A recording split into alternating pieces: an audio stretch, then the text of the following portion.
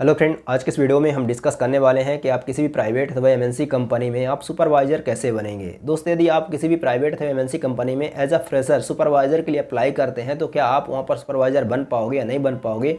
यदि आपको एक्सपीरियंस है 1 साल 2 साल का किसी भी कंपनी का कॉन्ट्रैक्ट बेस में यदि आपने काम किया है या फिर किसी बेस में काम किया है तो क्या आप सुपरवाइज़र बनोगे, तो कैसे बनोगे, क्या सिलेक्शन प्रोसीजर होता है, सुपरवाइज़र कैसे बनते हैं किसी भी प्राइवेट एमएनसी कंपनी में, सब कुछ आज के इस वीडियो में मैं आप क्लैरिफाई करूंगा। आप घर बैठे ही जान पाओगे कि आप सुपरवाइज़र बन सकते हो या नहीं बन सकते हो। मिनिमम क्वालिफिकेशन क्या चाहिए, मैक्सिमम क्वालिफिकेशन क्या चाहिए, और यहाँ पर यदि आप आईटीआई होल्डर हो, डिप्लोमा होल्डर हो, डिग्री होल्डर हो तो इनमें से किसको सुपरवाइज़र कंपनी डायरेक्ट बनाती है, किसको डायरेक्ट नहीं बनाती, किसको एक्सपीरियंस बेस में कंपनी सुपरवाइज़र बनाती है, सारे क्वेश्चन के आपके डाउट क्लियर हो जाएंगे और आप जो है क्लैरिफाई हो पाओगे। दोस्तों, आपको बता दें, यदि आपका डिप्लोमा या डिग्री है, यानी कि डिप्लोमा में आपका हो सकता है पॉलिटेक्निक आपने किया हो, डिग्री में आपने हो सकता है बीटेक कुछ भी कर रखा हो, तो आप यदि किसी भी कंपनी में, ऑटोमोबाइल कंपनी में, आप किसी भी कंपनी में चले जाओ, प्राइवेट हो या एमएनसी कंपनी हो, यदि आप यहाँ पर जाते हो तो आपको डायरेक्ट जो है ट्रेनिंग में रखती company, DET diploma engineering training या जीटी में रखती है, ठीक है ना।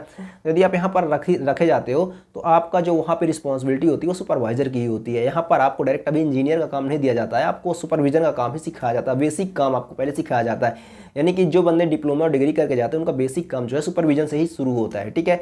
तो वहाँ पर आपको सुपरवाइजर डायरेक्ट बना दिया जाता है। लेकिन यदि आप आईआईटी किए हो, आईआईटी पास हो, 10th 12th हो, तो आपको सुपरवाइजर नहीं बना जाएगा, आपको ऑपरेटर में रखा जाएगा। 10th 12th हो तो हेल्पर में रखा जाएगा, ठीक है।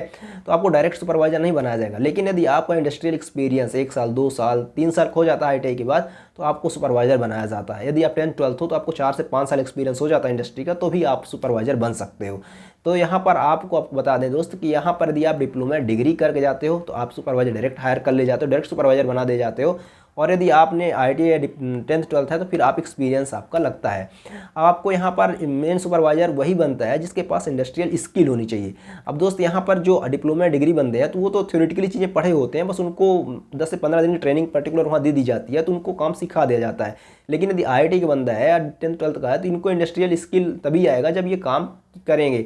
वहाँ पर उनको इतना एडवांस लेवल की नॉलेज नहीं होता है, मशीनों का नॉलेज नहीं होता है, वर्किंग का नॉलेज नहीं होता है, डिजाइन या ड्राइंग का नॉलेज नहीं होता है। तो यहाँ पर यदि आप काम करके ही सीखते हो तो इसीलिए आपको एक्सपीरियंस चाहिए होता है। यदि आपके पास एक्सपीरियंस 1 साल 2 साल 3 साल का हो जाता है तो आपको भी वहाँ पर सारी चीज़ें नॉलेज होती है इंडस्ट्री के, और आपको वहाँ पे सुपरविजन का काम मिल जाता है और आप एज सुपरवाइजर वहाँ पे काम करने लग जाते हो।